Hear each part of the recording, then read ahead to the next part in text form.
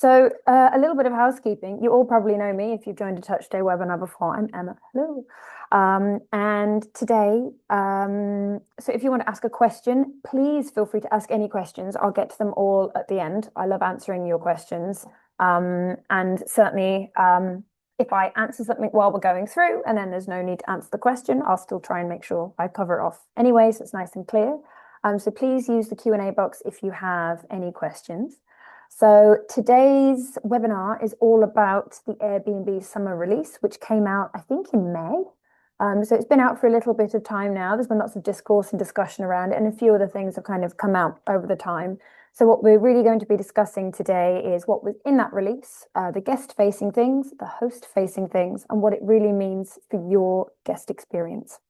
Because so much of the last year, I think, with the big Airbnb release, a lot of it was host-facing, really kind of operational stuff. And this year, it's really guest-facing. So there's so much more that's changing on the interface and in the app for the guest, but there are actually quite kind of slightly hidden repercussions of that for the folks using Airbnb for their business. So we're going to dive into that today.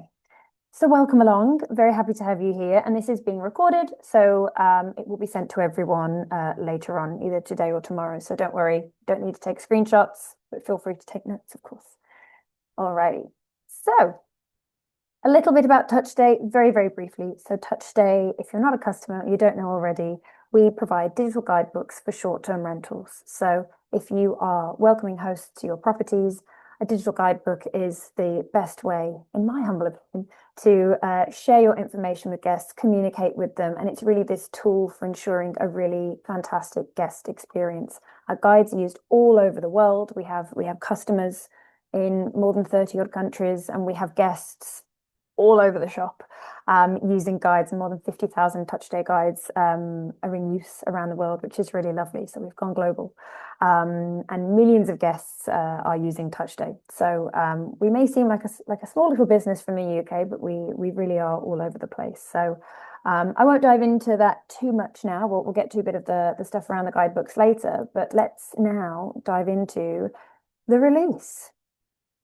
So the main thing that I think I took away really from the release is, and this started last year with some of the changes that were made then, but it's really the Airbnb want to sell the guest the whole trip. They don't just want to be the booking and then it's done. Airbnb want to capture more from the guest. So that's more of the guest's attention, more of the guest communication, and of course, more revenue from the guest. They've introduced experiences. They've gone even harder on that this year. And there's just more and more that they're putting into the platform so that they can capture more of the guest wallet. And that's great for Airbnb, I suppose, if that's their business model. But there are a lot of repercussions for you and for the guests, and different ways that we can be smart while still remaining compliant with Airbnb policy to make sure that you don't lose the guest and let them get swept away by the Airbnb machine, but you still get to show off your hospitality and show guests why they should book again with you and keep coming back year after year and leave hopefully a very good 5-star review. So what kind of there was a lot that came in the release, a lot of different features and lots of little things. It wasn't like one big thing this year. It was lots of different little things. So that I've broken it into 4 different buckets. So number 1, services. So they're calling this services, which is kind of an extension of the experiences that they really pushed last year. So for example, in the US, you'll be able to do grocery delivery with Instacart. That's just the US right now. There's airport pickups, luggage storage, car rental. So there's all these additional services around the trip. So when like Airbnb really are trying to not just get that booking, but really offer things to the guest throughout that guest journey, right through to check-in, whilst they're at the property, which has traditionally been your domain, and beyond. So that's the big thing with services. Then experiences. Experiences have been on the platform for many years, but they really relaunched them last year. And now they're doubling down on the categories that are the ones that guests book the most, which is landmarks, so tours, that kind of thing, food experiences, and events. And guests are already booking these. They're giving them very high ratings, and these are available on the platform, and the guest just books them directly. And these can be experiences outside of the property. They can also be experiences within your property. And I talked about this a lot on previous webinars, so feel free to go to our YouTube to learn a bit more about those. But it's just showing that Airbnb are really pushing more upselling and offering experiences to guests. Then this is something very new, which is kind of taken from the booking.com playbook, which is hotels are now available on the platform, boutique hotels. So they launched in 20 cities, and this is in the US, they have New York, and then in Europe, they've got London, Paris, Madrid, Rome, amongst others, but those are kind of the most popular ones or most well-known, I suppose. So when guests are searching for a stay on Airbnb, they will see hotels, boutique hotels alongside, there's not going to be any Hilton hotel in there, who knows, for now. But guests will see these boutique hotels alongside your listings. And interestingly, they're getting a 15% credit.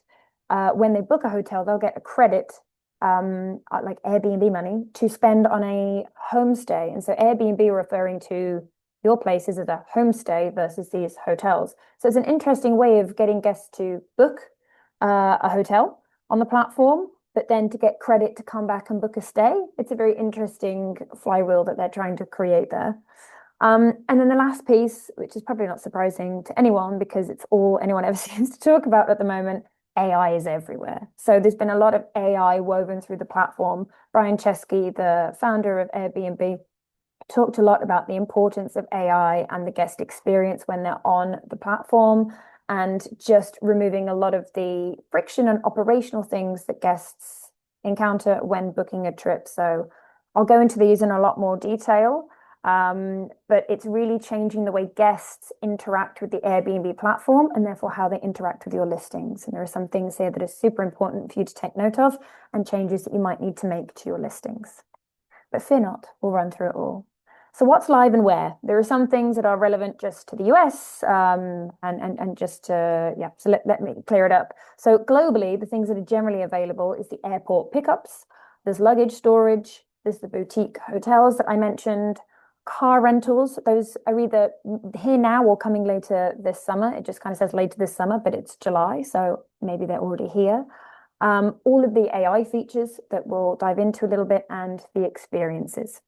And then things that are only for now available in the US is the grocery delivery. It's host stocking the kitchen before check-in, and car rentals. Oh no, car rentals is both. Ignore that. That's my typo. So only a few things that are just specific for the US, but anything that launches first in the US indicates that it may come later for other markets. So just good to keep that in mind. So Airbnb really does seem to want to own the whole trip. It's no longer just about booking the stay. It's really about getting more of the share of wallet from the guest and really owning that guest experience. Essentially, Airbnb wants to own the guest experience. So last year it was all about experiences and services. This year it's all about the other ambient stuff that surrounds the trip. And I think the reason they've done this, for example, an airport transfer, if you have a really terrible airport transfer and then you arrive at your stay, a guest is going to kind of psychologically connect that awful start to the trip with the property, and it may end up in the review. So in theory, it kind of makes sense that Airbnb wants to manage more of the quality of the very start of the trip, and ensure that guests are generally having more of a positive connection with Airbnb as a platform, because a lot of guests will connect, they won't necessarily think I booked with this property, they'll think I booked an Airbnb. So that's potentially why they're doing it, and of course to make more revenue from each of the bookings. And Airbnb really want to capture the guest from the very beginning when they're daydreaming about their trip. Where should I go? What are the endless possibilities? Right from that moment all the way through to their flight home. So even that airport transfer back once they've left, once they've checked out. And Airbnb is very much positioning themselves as the owner of this experience. So it's not just giving guests a better a better stay. They really want to offer guests a better trip. And if I was a host, I would be thinking, well, that's a bit concerning because it's my properties they're coming to stay at, not yours, Airbnb. So let's dig into some of these specific points and see what you can do to still hold on to that guest experience and hold on to the relationship with the guest. Don't worry, there's lots that you can do. So a couple of host updates that I wanted to focus on here because I think they're really interesting. Number one is that Airbnb are going to start, if they haven't already, start sharing more data with the hosts, with the property managers, whoever owns those listings. So seasonal information, hyperlocal booking data, offer suggestions for last minute pricing. So this is really stepping on the toes of some of the revenue management tools. But what I found quite interesting about this is, of course, Airbnb is a massive platform and they have an enormous amount of data over many, many years. And of course, they have bookings for the future as well. So they are able, with their algorithms and this huge amount of data, to predict pricing, and they're able to make recommendations on, the different types of bookings you should be accepting, or that kind of thing. So it's interesting. You'll log into Airbnb, you'll be able to see this data and these recommendations, and that might seem like a really positive step and a bit of transparency from Airbnb. And it is. It's certainly useful and a nice indicator. But one thing to really keep in mind is that this, of course, is only Airbnb data. And Airbnb is not the market. I know we do feel that it is, and they are a huge piece of that market. But from a market share perspective, I can't remember now off the top of my head the number that they have of the market, or that all the OTAs have, but there's still a significant chunk of the market that exists outside of Airbnb when it comes to bookings. There's Booking.com, there's Vrbo, VRBO, and of course there's direct bookings. And so if you're being suggested certain pricing by Airbnb, I think all of these metrics and data points and suggestions they're offering can come with a pinch of salt, because the data set is not complete. It's only relevant to Airbnb. And they'll be, of course, wanting to encourage certain behaviors for the people, for the properties that are listed on their site. Of course, they're a business, that makes perfect sense. So whilst it may be interesting and can give you some nice indicators, I don't think it replaces any revenue management tools. I don't think it replaces any data or benchmarking tools. But I think it's very interesting that Airbnb are moving into kind of offering this type of view and this information to hosts. So definitely take a look at it, see what it tells you, but I would always take it with a little pinch of salt and understanding that this is all going to be just a smidge biased. And then one thing that's also very interesting and that AI is now being used for is, there are 1 billion reviews on Airbnb, and properties will have thousands, maybe even hundreds of reviews, and guests can't read through all of these. So what's being pulled together now by the algorithm is a review highlight. So there'll be like a very short paragraph that basically summarizes all of the reviews that your property has. So if everything's really positive, you'll get, it was great, it was sunny, it was very friendly, we had a wonderful time, air conditioning worked great, wonderful Wi-Fi. But if there are certain things in your property that you have repeat issues with, maybe there's a broken step, for example, on the porch on the way in and someone's tripped over, or maybe the air conditioning is broken, for example. If that gets repeated enough times, that's going to be pulled into your review highlight and that's going to put people off. So reviews have always been important, and now they're more important than ever, because those keywords, those things that are repeated by guests, are going to be pulled in and summarized and presented to your potential guests. So it's really important to keep an eye on those, especially if the same thing keeps coming up. Please fix that air conditioning or improve, whatever's broken and needs fixing, now's the time. Lovely. And then what about all the AI? What is all of this discussion about AI being woven through the platform, new AI search, new AI guest experience? It's not all that complicated, but let's break it down and have a look. So the main thing that Airbnb have noted upon is the change in how guests are searching for properties. And this isn't just an Airbnb problem. Not problem, or an Airbnb thing. A couple of weeks ago, I did a webinar with Neely Khan, and Neely is an expert in visibility on the LLMs, the AI chatbots, Claude, ChatGPT, Perplexity, Gemini, all of them, talking about how your property can be visible in these. And what has changed from being visible on Google, for example, it's no longer keyword based. So I think for years, everyone has been building their Airbnb listings as well as their websites around keywords, so that your SEO optimized, your search engine optimization is all done. But now guests are searching differently, because guests are typing long sentences or even voice note or speaking into the LLMs, the bots, the Claude and everyone. So they're not saying 2-bedroom apartment September. They're not using filters. They're not going by these very specific tick box criteria. The example here is they're searching for a quiet flat in Lisbon, walking distance to a good coffee shop with a desk for working, good Wi-Fi, late September. That's more of a wish and a desire than just tick boxes.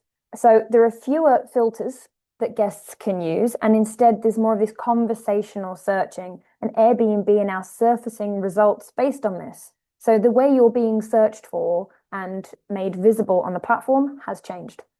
So the algorithm is reading your description, it's looking at photos, it's looking at reviews, and that's how you get found. I know that has always been the case, and filters as well have been how you've been discovered, but it's really now based a lot on the descriptive way you're talking about the property. There's more conversational, more chatty, and those descriptions are really important. It's not just the amenity boxes you've ticked that will be resulting in how you get found. So if something is missing from your listing, it doesn't exist, it won't be pulled through by the algorithm, and you will not be seen by a guest. So think about how a guest might search for your listings, how they might be searching for your properties, and then look at your listings and do a bit of an audit. What's missing? Have I optimized this for the new way guests are searching?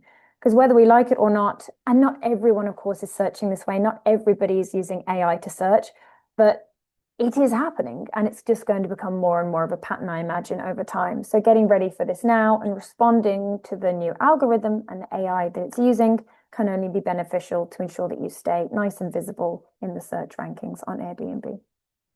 So that's number one. And now guests will be able to ask questions to Airbnb before they ask you. So there is an AI chatbot that guests can now ask their questions to. So if they have a question about a property, for example, or can I bring my pet, whatever, they'll be able to ask that directly to the listing, which is, the little AI chatbot there to answer questions. So this can be helpful, especially if it's very operational questions, things that are in the listing that the guest has just missed or not read. Perfect. This is the kind of thing that AI is useful for. There's no problem with this. It's answering the kind of those first line of defense questions. And the AI assistant that guests will now have, it knows their booking, it can sort problems out for them, and it's available, I think, in 11 languages. So it's solving a lot of the translation problems as well. But again, this is great, and it means that you will probably have to answer fewer questions around that booking stage or post-booking. But it also means that if information is missing from your listing, it doesn't exist and the bot cannot answer it. So again, if it's not in your listing, the AI can't surface it, and the guest will either get frustrated, they won't get their answer, they'll book elsewhere, or they'll have to make additional contact to get the information that they need. So the questions they're asking might not always be make or break, but it may be. So just ensuring all of the information that's relevant to a guest when they're booking, when they've booked, when they're at that early stage with you. Anything you can do to avoid cancellations and make sure guests are really stuck in and they're committed to your booking can't be a bad thing to optimize for. Reviews. So I mentioned this, but I'll come on it again because I think it is really important. So all of your reviews that you've ever had and your lovely star rating, be that 3 stars or 4.9, that's all getting boiled down to one sentence that summarizes everything, like where it is, the amenities that are available, how suitable it is for a specific audience, if you can bring pets or not, that kind of thing. So if you do have repeated complaints or things that pop up time and again, those will become part of your description, which I don't think anyone wants. So if that porch light or the step is broken, or your towels are a bit old and you need some fluffier towels, now really is the time to deal with those issues. And it's a really useful exercise. Look at your last however many reviews, or look at the summary that is now there on your listings. Put yourself in the shoes of the guests, see what it says, that summary. And if you don't think it is reflecting what actually is the reality of your business, then the steps that you need to take to change that. Because guests are very lazy. We're terrible now. We don't want to read long things. We don't want to go hunting through reviews. I mean, in the past, I've certainly been a person. I'm very sensitive to noise when I stay somewhere, especially for work. I want to sleep. Got to get up early. I want to sleep. So I'll do a control F and for the word noise. Or in booking.com, for example, you can search for the word noise, or and you can see things that have been repeated. So putting yourself in the shoes of the guest and the things they look for when they come to your properties, make sure you check those things out and fix any issues now, because it's only going to make sure that you get that nice review that nice sentence review at the top of your listing. Another thing Airbnb are now doing with AI, is they are making recommendations to guests. So once guests have made a booking, and especially if they're doing a trip with multiple people and they can do a shared itinerary, there's a map that is being created with points of interest or local recommendations. So it'll show restaurants, experiences, things to do near your listing, near the property. And that's fine. There's nothing wrong with that. But just like Google recommendations and Google Places over the years, it's super generic and it's typically tourist hotspots. It's just an algorithm that picks these places up. It's not an individual person who's been there and has had a nice experience. It's just places with the highest reviews, whatever is pulled in from Google, all of these other big sources of data. So it's very generic. And again, there's nothing wrong with the guests being, oh, there's that restaurant. Oh, that's a famous place I've heard of. In Barcelona, it's like, oh, Las Ramblas. Oh, I would like to go there. Or, oh, I'll go down to this paella restaurant by the sea.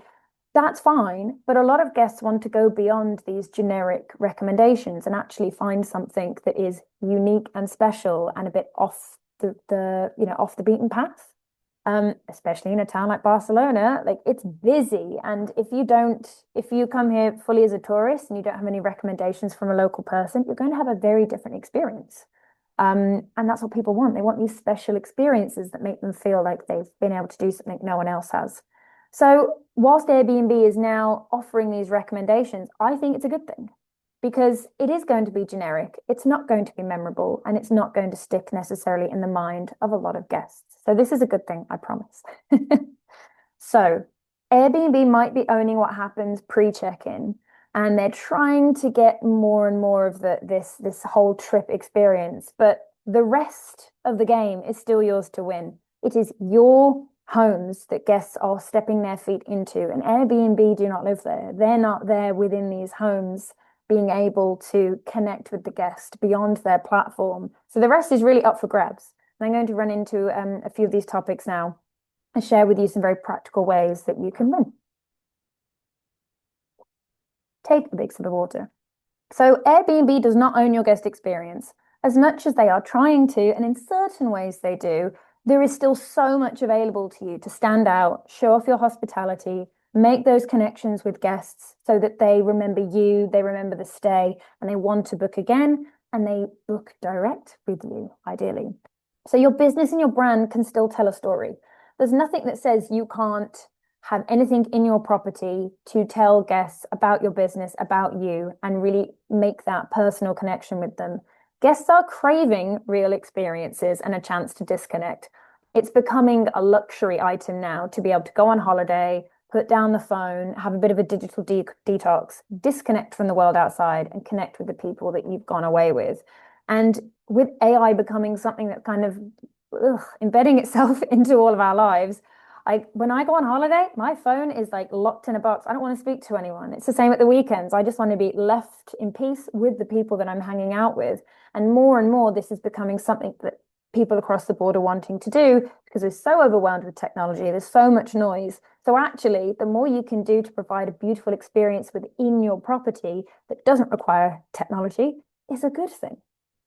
And you know your local area and you know what makes it special in a way that Airbnb's generic AI recommendations can't. It just can't. Google were never able to do this with the mass of data that Google have. And therefore, Airbnb, I can't imagine a way that they're going to be able to do it either. Because what's special and what's unique doesn't necessarily make it onto a Google place. It doesn't even often make it into Reddit and all of these places that these algorithms pull from. These are things that people just share with each other and chat about, and that can't really be replicated at scale. So what you know is unique about your local area is still a strength and something that is important to communicate to your guests. And guests like having convenience, we all do. And AI is very good at offering convenience and removing friction at different parts of the guest experience. And that's fine. AI is not the enemy here. Things that make your lives easier operationally, reduce questions, and ensure that everything is nice and smooth for the guest and for you as the host, that's good. But still, the core of the reason people are coming on holiday is because they want to just disconnect and have a nice time with their family.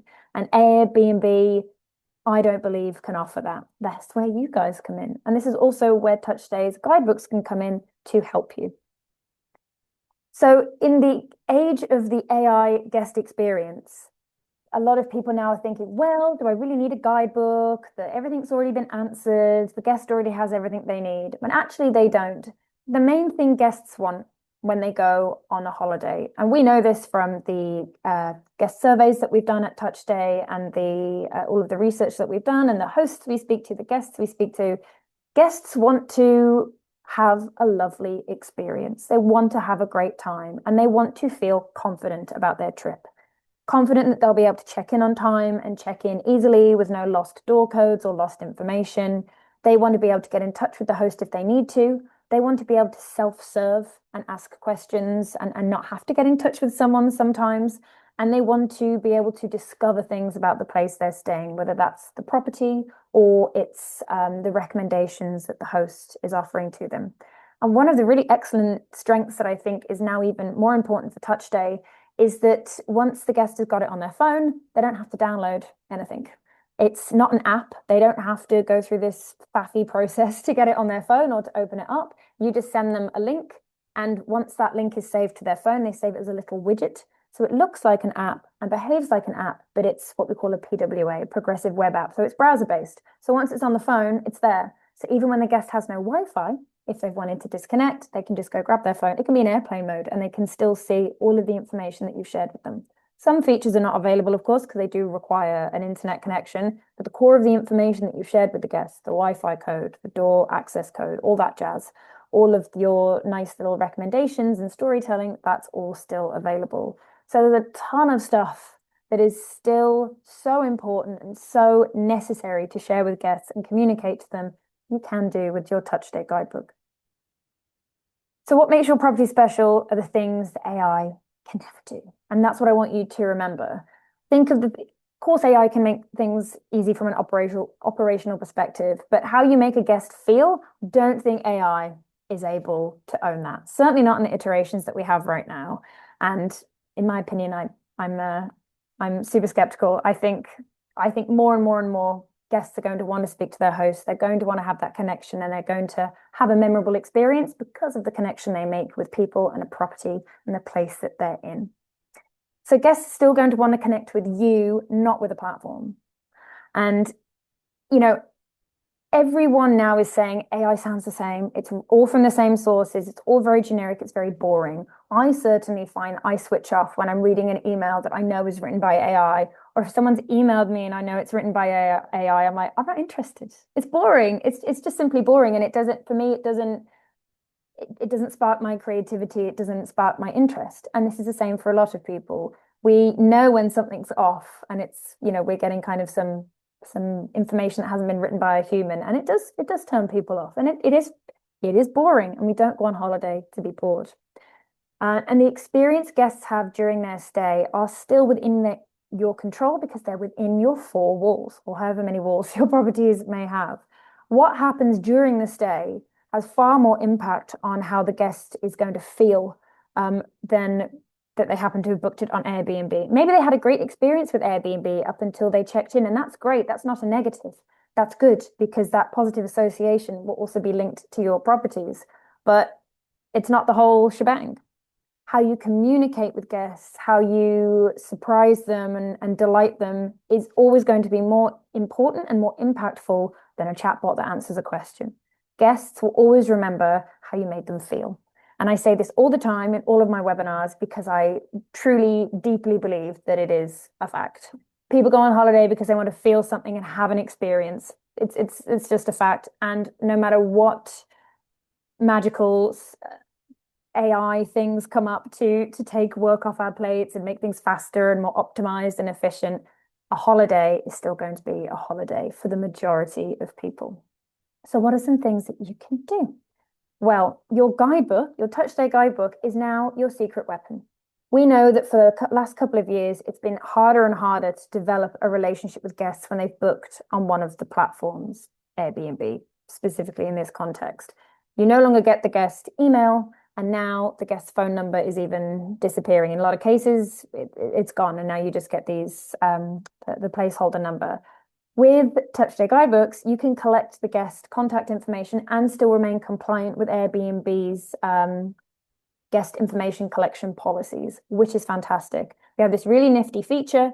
When a guest first accesses the guidebook, they can add their name, last name, email address, and phone number. It's up to you if you collect this. You absolutely don't have to. But even if you just want to grab the guest's email or the phone number, not both, you can put this on the front of your guide. So for the guests to get access, they give you this information. And guests, all of us, we're so well trained in giving over our email address in order to get access to something, get something back. It's very normal. It's not really seen as friction, and it's just, no one really thinks twice. So this is a really nifty feature that you can turn on or turn off. It's entirely up to you. But this is a great way of being able to gather that guest contact information. And once you've gathered it, we now have a wonderful CRM system within TouchStay. So all of your guest contact information, all of their their stay details at your property, it's all gathered to there in the guest record. So if you don't have a PMS, a property management software, or you just don't have a place where you're keeping all of your guest contact information all together, this is super handy, and it's all included with your subscription, I think. Don't quote me on that. We also have one of my favorite features, and it has always been, is the map feature. So each TouchStay guidebook has a map. And if you have multiple properties in multiple places, you have multiple maps, but you're able to add all of your recommendations on these maps. So you drop in a little Google place, you can add your own photo, add your own description, add a little story, whatever you like. It's really quick. It takes literally 15, 20 seconds to do each one. And then it's this personalized map that the guests have. And I don't want a map from Google. I want a map that's, someone has lovingly put together the places that they know where they've gone with their families for years, or the little hidden coffee shop that they know has the best espresso. You're able to do this. So it's none of the generic recommendations that Airbnb are offering. It's personal, it's special, and that's what guests will really respond to. And you're also able to offer upsells and experiences through the guide. So experiences, whether they're outside the property or within the property, but they're in your control. So from, the very functional things like early check-in, additional cleaning if guests are there for a long time and it's a big group, late checkout, that kind of thing, or to the really fun stuff like have a private chef, someone to come and do a yoga class, all that stuff.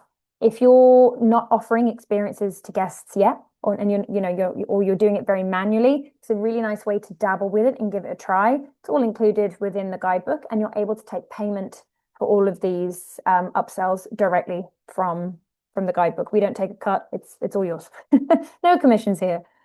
So even if you've got lots of experiences and upsells that you already offer, if you want to centralize it and put it all within the guide, the guest is already in the guide. They're already exploring, they're already discovering and interacting with your business through the guide. It makes perfect sense to have the upsells in there as well, because it's just one place for the guest to explore, not, oh, here's a link I sent you on email, and oh, I WhatsApped this to you. It's all there within your guide. And we're almost there, don't worry, I realize I've been talking for ages. And a lot of people say, well, can I just use AI and make a landing page that I can just send a link to my guests? Is that sufficient? And you absolutely can do that. There's nothing wrong with that. Just like there's nothing wrong with having a PDF or a printout that you share with guests and you have in the property. But certainly when it comes to using AI to build things, when AI gets things wrong, the guest does not blame the AI, they blame you. And that impacts your reviews, that's the guest experience. And we just don't want unhappy guests because an AI has made something up, put in the wrong information, had a hallucination, as they call it. So yeah, when AI gets things wrong, it's you the guest will be mad at, not the AI. And if it's not compliant with Airbnb and the policies of the other OTAs, you're going to get yourself into a pickle. We don't want to break any of the policies of these platforms. We want everyone to get on. We want to be compliant. And there are a lot of very specific things around capturing guest information and what you can and can't communicate to guests at different times that we need to be mindful of to remain compliant. These are not necessarily baked in, some of these quick apps or quick landing pages that people are popping together in an afternoon. And there's nothing wrong with this. And I think it's really interesting to use these tools, give these things a try and see what it spits out, and kind of put yourself in the shoes of your guest and think, oh, do I like this? Does it look good? Does it show off my business in the way I want it to be shown off? Is it professional? Is it polished?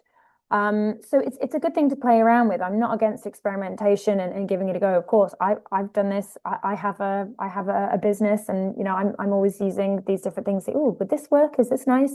So it's certainly worth dabbling and trying.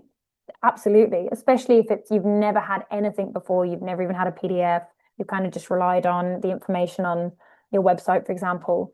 But something really important to keep in mind is that it doesn't scale. So if you have more than a handful of properties, you need to be really careful about the information you're sharing, when you're sharing it, and the clarity of the communication. It's very hard to do that once you've gone beyond one or two properties if you've just got something that Claude has spat out. And when it breaks, that's your 5-star review already gone down the can. Trust has always been important, of course, but trust is now a currency that you really cannot risk frittering away. So, and breaking trust with a guest because you used a tool that wasn't quite there, wasn't quite right. For me, it's just not worth the risk. There's a reason why people haven't just ditched all of their subscriptions to every tech product they use. There are reasons: security, compliance, usability. There are so many people who are like, oh, you can do away with your entire tech stack. You don't even need a PMS. You don't need this. We're not there yet. Maybe we will be in the future, but I'm personally, no, staying away, danger. Let's keep things nice and safe. So, whoop. So I've talked about a lot of things, probably lots to think about, lots to consider. And I know I can see lots of questions have been asked, and I will get to those very quickly, don't worry. So what are things you can do today? What are some practical steps you can take away with you? Because I always like to give you a little bit of homework. So things you can do today. Go and look at your Airbnb listings, and not just on Airbnb, but on your website as well, please, because direct bookings are the ones that we all hopefully, I imagine, like to be going after. But read your listings like you're the AI. Pretend you're the AI and what the AI will be trawling for and looking for. Get descriptive, get creative. Focus on all of the amenities that your property has that you've never mentioned before, because oh, they'll discover it when they look at the pictures. They will not. You have to be very, very descriptive with words. AI, the large language models, love text. Everything Claude is spitting out, AI agents, they're all just text files. It's all text. So more than ever, whilst images are beautiful and they really capture the eye of the guest, what captures the eye of the algorithm is your writing. And so that's why it's super important to be very descriptive and maybe go beyond what you think was required in the past to really remain visible. Look at your review insights for that complaint that keeps coming up. And the towels aren't very fluffy. Buy some new towels. Whatever keeps coming up and might start pulling you down and putting guests off, let's replace that. And then go through your local recommendations. If you haven't added all those unique, special places that your guests really love, that they comment on, that they even write about in reviews, add those to your touch day guide or however you're sharing recommendations with guests. AI cannot match that. It's a little secret superpower that you have that AI just cannot do. And get your guide into your property. It may be that you've not been able to communicate with your guest before they arrive. Everything's been handled through Airbnb. You don't have their email address. So you haven't even been able to get the link to them for the guide. So you can't capture their email address or anything because you haven't been able to contact them off the platform. I tell you, and I say this all the time, the QR code is your humble friend. You can print off a QR code that links through to different sections of your Touch Day guide. You can either link it through to the homepage, so guests receive that right when they open it. One thing that I know some of our customers have done in the past is they'll print off a QR code and frame it next to their coffee machine that links straight to the instructions for using the coffee machine, or the out by the hot tub, how to use the hot tub, or there's a finicky little thing in one of the rooms to open the skylight or figure out the blinds. You put the instructions in there. You want to get guests interacting with your guide and interacting with you in the property. Like, I promise you might, the QR code's a bit old school, but that's how you get the guest to interact with your guides when they're in your homes. You can leave one by the door when they first check in. You can have it in a nice little frame. So many people do this, and it sounds super old school, but it's super impactful. Give guests the opportunity to interact with you so that you can interact with them, build that connection with them, and stay in touch with them long after they have checked out. So these are 4 things that you can do today. And one last thing that I actually wanted to share. So I will stop screen sharing, if you haven't noticed, if you're a TouchStay user, we have a whole new experience. We've completely revamped what the hub, as we call it, the back office of TouchStay looks like. And these screenshots are horrible, so I'm going to share it with you now. I think it's really, really cool. And I went in for the first time last week and I was like, ah, let me just go back to screen sharing and I'll just give you a brief little look through what it looks like. I think it's really cool. Okay, so this is I don't when I go on holiday, I use home exchange, and so I have people come to my property and I stay there. Love home exchange. Couldn't recommend it enough to people, but that's for another webinar. So I have a touch stay guide for my property, and I also have a city guide for Barcelona because I love sharing all those local recommendations to save people from the tourist traps. So this is my TouchStay account. It looks super different to how it used to look. If you're a TouchStay user, you'll know, but it's awesome. So here you have all of your guidebooks. You've got your property information, check in and check out, and then your guidebook content. And you'll see that on the right-hand side, you have a live preview of your guide. So if I go back to property information, it goes back to the cover page. And then if I go to guidebook content, it switches, which I think is super nifty. So let's have a look. Let's go to my weekend adventures. See, it's opened it on the right-hand side. So whilst you're building your guide and changing things, adjusting things, dropping in new information, you also see what the guest is seeing at the same time. So it really puts you in the guest's shoes, which is 100% what TouchStay is all about and the guest experience. So let's have a look. My favorite cinema in Barcelona, all these nice places I like to recommend. It's super neat. You can really show off or kind of see what's happening whilst you're doing the work. And you can get your link, your QR code here, of a QR code, and you can copy the link to your guide here as well. So it's just a really nice way to see what it all looks like. And when you're changing your appearance of the guide, for example, you think, oh, this photo is out of date. I've updated the cushions on the terrace. Let me change it. You can change the photo here and you'll see it live. So no more having to open it up on your phone, refresh and look at the changes. It's all just here for you. So really makes things easier for you, speeds up your time. And then on the right-hand side now, we have really cool navigation. So all of the guest information that you capture, goes under contacts. I don't have any contacts, so it's not showing there. But that's where all of the collected guest records would go. Then messaging and chat, I also don't have that live because I just don't use it. Then you've got your store. Why is none of this working? There we go. Okay. I haven't turned on these features, but all of your upsells will be here in the store. That's where you create your own store. And then campaigns. So something that's really cool that we released this year is you can send little notifications to your guests. So it looks like this. So if you want if you want to offer them an upsell, like order breakfast, for example, they can order it directly from the guide. So it's just giving them a little prompt and it looks really cute. And you can set these up however you wish. It's a really nice way of kind of having these nice looking, but not intrusive push notifications to your guests. We have a little marketplace for experiences. We have task management now. So when you turn this on, you can manage the processes of your task management, which is really neat.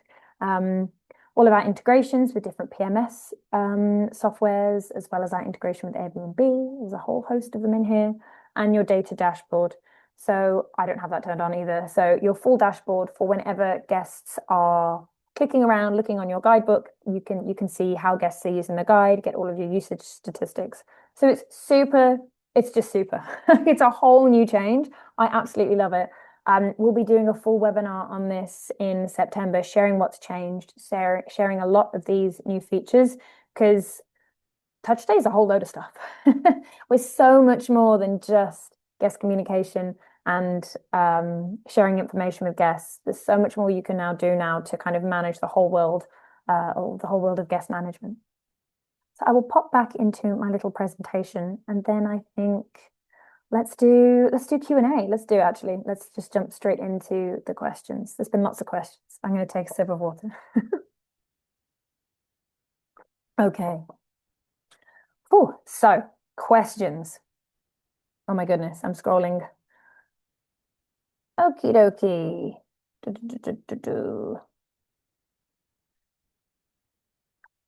A question. Yeah, everyone is kind of agreeing with me. Really interesting point from Paula around the services that are being offered, like the the transfer from the airport, so many transfers are really rubbish, expensive, and a bad service. And it's the local people on the ground who will know about the best transfers. I couldn't agree with you more, Paul. You're absolutely right. Um, do, do, do, do. Andrew, yes, there have been lots of typos. To everyone who noticed my typos, this is how you know it's me and not AI writing these slides. Yeah, I do have a lot of typos. I'm terrible with my spelling, but thank you for noticing. One from Catherine. Airbnb guidelines are suggesting that they want all add-ons to be paid via their systems. Yes, so this is something that they did last year, and I'm trying to remember the specific things. So if you can't, I think if it's related to the booking, I can't remember the specific policy wording. We went into this last year, and they are compliant. The long and short of it is the experiences are compliant. If it is a experience that is related to the guest's stay, so for check-in, check-out, for example, if it is for something that the guest needs, you're allowed to communicate with them, you're allowed to take payment for it, and that does not have to be done within Airbnb. That is allowed to be done off platform, as they would call it. And then if a guest is booking an experience, they're going on a cycling tour, whatever, there is no policy of Airbnb's that says the guest cannot book that directly with you. It's all around things that are to do with the specific stay of the guest. Airbnb wants all of that to be managed in platform. But if it's something that the guest needs and it's not possible to book through the platform, for example, you can't offer the guest necessarily the ability to book an additional cleaning. They might not even know they want that right away. You are allowed to have the communication with the guest. They are allowed to ask you for that, and you're allowed to provide it to them. I'm annoyed that I can't remember the specific wording, but I do believe it is all within policy. So good question from Catherine, though.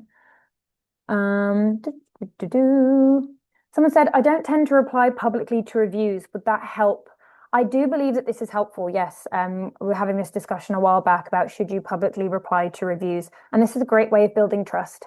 And it shows that when a bad review is left, the business is not hiding from it or trying to not take responsibility for it.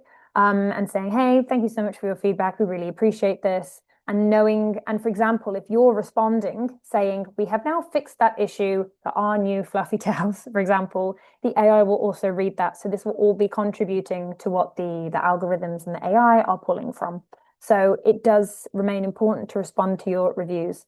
On the TouchStay website, we actually have a review responder. You can pop in your review and it can spit out a nice response. Of course, please respond to your reviews yourself, but if you've got loads of them and you're super busy, it's a really nice tool to speed things up. If a review mentions something unfavorable, but the host has responded in a way that resolves or addresses, yes, that would be pulled in theory, because the AI would still be reading that and it would reflect that a change has been made. So in theory, yes, that is what should start happening over time. A question from Carol. So we need to level up the descriptive text for AI. Yes. And does it also look at photo captions for answers to questions? It will be pulling from anything that's text. If you have text on an image, so the LLM models don't particularly like PDFs or things that when text is included in a photo. It can read it, but it will skip a lot of things. It's just not optimized for that. It is optimized to read text. So if you have captions that can be read, that are within your listing, that should be helpful as well. And that's actually a really good thing to make sure you do. Make sure you do have captions for your photos, because that's, number one, very good for accessibility. And of course, it will be helping as the AIs continue to trawl for text. They're all text-based. It's not all that complicated or all that sophisticated. They're just text files. They love text. So when you're thinking, oh, what should I be doing? Just write it down. That's how you optimize. Of course, it's more nuanced than that, but as a general rule. A question about the new hub. I need to get more familiar with the new hub, the store, and other features. Is there a guide walkthrough we can use? That will be coming in September. So there was an email that was sent out, I think, last week with more information about the hub. And when you do the switch over, you should get a little walkthrough guide. But in September, we'll be doing a big deep dive webinar. I'll be doing it in September on basically how everything has changed, where you can find things, and all of the new features that we have. So there'll be lots to cover in September. Definitely keep an eye out for that one. Karina asks, regarding Touchday messaging and chat. So we have a two-way messaging system where you can speak with guests through the guide, excuse me, and also an AI chatbot that uses the guide information to answer guests as well. Presumably not all guests use Touchday. Do you still do lots of messaging via the different platforms? When it comes to how you want to communicate with guests, I say choose your own adventure. There's no right way or wrong way to manage your guest messaging. The important thing is that the guest can get in touch with you if they need to, and you can communicate with the guest. A lot of people prefer, especially if they're integrated Touchday with their PMS, people prefer to manage all of the guest communication through the unified inbox. It's absolutely fine. If you don't have a PMS, Touchday's two-way messaging solution is a perfect alternative. All that matters, I think, when it comes to how you communicate with guests, the platform you're using is really whatever works best for you. If you communicate a lot with them, for example, an Airbnb booking, if you're messaging directly through Airbnb, that's fine also. It really depends what you prefer to do. Having a range of different options is good. And really the thing is not necessarily the platform you're using, but the consistency and the clarity of your communication and how you communicate with guests right from that booking all the way through their experience with you. Lovely. How are we doing for time? We're all right. Do you post, a question from Natalia, do you post your guidebook on your Airbnb listing or do they receive it after booking? It's post booking that you would typically send the link to the guest. I don't think you can send it, well, so there are lots of different ways that you can't officially send it to the guest through Airbnb messaging system anymore because it's viewed as off-platform communication or trying to take the guest off-platform. However, we have an integration with Airbnb, which makes it possible for you to put the guidebook message link into your messages that go to guests. So kind of the standard messages that you would set up post-booking, pre-check-in, etc. So there are ways of doing this that are compliant. So if you aren't using a PMS, but you have Airbnb listings and you're using Touchday, the integration is free. It's super fast. It takes 10 minutes. You don't have to be super techie to do it. And you can set up the links to be sent through your Airbnb messages and it is compliant. So it's super useful. Lovely. Oh, some love for the QR codes from Ruth saying she bought a Bluetooth printer and it prints QR codes. So we're sticking them all over our property. Yes. QR codes. Shout it from the rooftops. Thank you, Ruth. I love that. Does AI, an anonymous question, does AI take account of the input of private messages for reviews? I don't know. I don't know is the answer to that question. So would AI be pulling from private messages for reviews? I can't imagine it would. In theory, it should just be pulling from the reviews, but that's an Airbnb question. I would assume no, but never best to assume with these things. Question from Brenda. In the new hub system, is the master level content still available? Yes. So this is referring to if you have, we call it master content or all guide content. So if you have 30 Touchday guides and they've all got lots of different information because they're in different places, they're different properties, but you have like core information that needs to be the same across all of the guides. Yes, you can still have that. Yes, it's not going away. Lovely. There is one issue with the content in the hub. If you use multiple guides, you can't easily indicate in which guides content is shown. I had to switch back to the old layout multiple times. Thomas, that's very interesting. If you've had an issue, I highly recommend you send an email to support@touchday.com.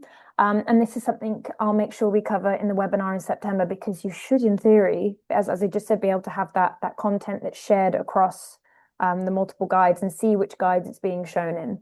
I know the old system, could be a bit tricky to get used to, but once you were used to it, it was fine and super easy. But when things move around, it can be tricky. So Thomas, if you are stuck, email support@touchday.com and definitely come to the webinar in September and we'll help you go through it all. A really great point from Corey, who says, I recommend adding an FAQ section to your listing. Yeah, super great way to feed information to the LLMs and that very conversational style. Yeah, that's perfect. And it's very good to have on your website as well. If you have a direct booking website, having a really concrete FAQ section is great.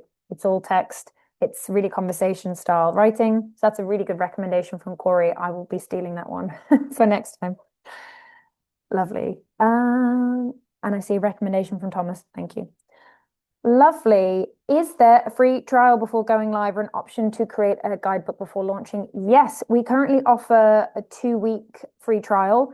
And there is something else coming, which I don't think I'm allowed to talk about. But yes, there are other things coming along that regard. But for now, yes, you do have a 2-week free trial. So give it a go. Lovely. I'm going to answer one more question because we are running out of time. Someone says, how can I find out more about Touch Day? You can go to our website, touchday.com. And feel free to connect with me on LinkedIn. I'm Emma Cole, and I'm always happy to answer questions. And if I just share my screen one last time, I have QR codes. I have 2 more QR codes for you. Love a QR code. So here's how you can learn a bit more about Touch Day. Lovely. So, woohoo. Learn more. Discover how to enhance your guest experience. So the QR code on the left will take you through to our website where you can learn a bit more. If you are brand new to Touch Day and you want to give that 2-week free trial a go, or just give it all a try, you can scan the QR code here and this will take you to our guidebook generator. And you basically pop in your Airbnb listing, it pulls in a lot of the information, you can make tweaks and changes, and then you have the core of the template of your first guide. So super easy to get up and running. So sorry for anyone whose questions I haven't been able to answer. I don't want to keep you all here any longer. I'm sure everyone's hot and tired and I've talked a lot, but hopefully this has been helpful. If you do have questions and you're a Touch Day customer, please do feel free to email our support team, a super friendly team. Email support@touchday.com and feel free to connect with me on LinkedIn. I'm always happy to chat as well. And I really appreciate you all joining and being here right to the bitter end. So thank you. The slides will be shared and I'll see you all back in September. We're taking a break in August, but we'll be back in September for running through all the new things that are available with Touch Day and the new hub design. Thank you very much, everyone. Have a lovely morning, afternoon, wherever you are in the world. I will see you next time. Take care. Bye.